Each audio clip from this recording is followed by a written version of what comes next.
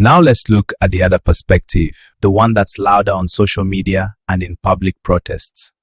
Just days after the fuel subsidy announcement, multiple labor unions called for nationwide protests and warnings of economic shutdowns, citing skyrocketing living costs due to fuel prices.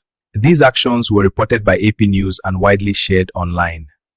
On YouTube, Channels TV uploaded a video hosted by Kenneth Okonkwo titled "Nigerians Have Gained Nothing from Fuel Subsidy Removal," where callers and interviewees argued that everyday Nigerians are still struggling even years after the policy change.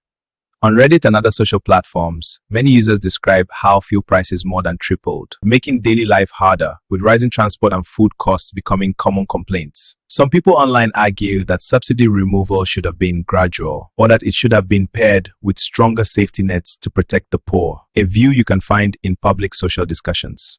These voices make the point clear. Even if subsidy removal was economically justified, its execution left many Nigerians feeling abandoned and worse off. Now here's the complicated part. Both sides use real numbers and reports. Nigeria's economy has recorded growth and increased revenues following multiple reforms, one of which was ending the fuel subsidy. A World Bank report highlighted that Nigeria's economy grew at its fastest rate in years. But at the same time, inflation and living costs remain high, and many Nigerians report that they haven't felt the benefits yet.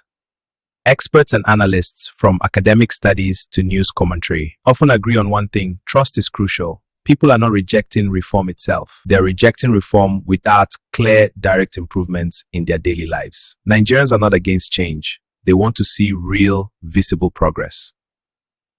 Here's the Ivory News bottom line. Fuel subsidy was not a kindness. It was a financial burden that Nigeria could no longer afford. By removing it without visible cushioning, turned policy into punishment in the eyes of many Nigerians. The anger you see on social media didn't come from thin air. Hunger and hardship fuel it.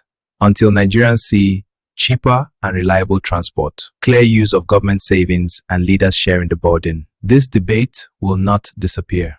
Because this is no longer just about petrol. It's about trust.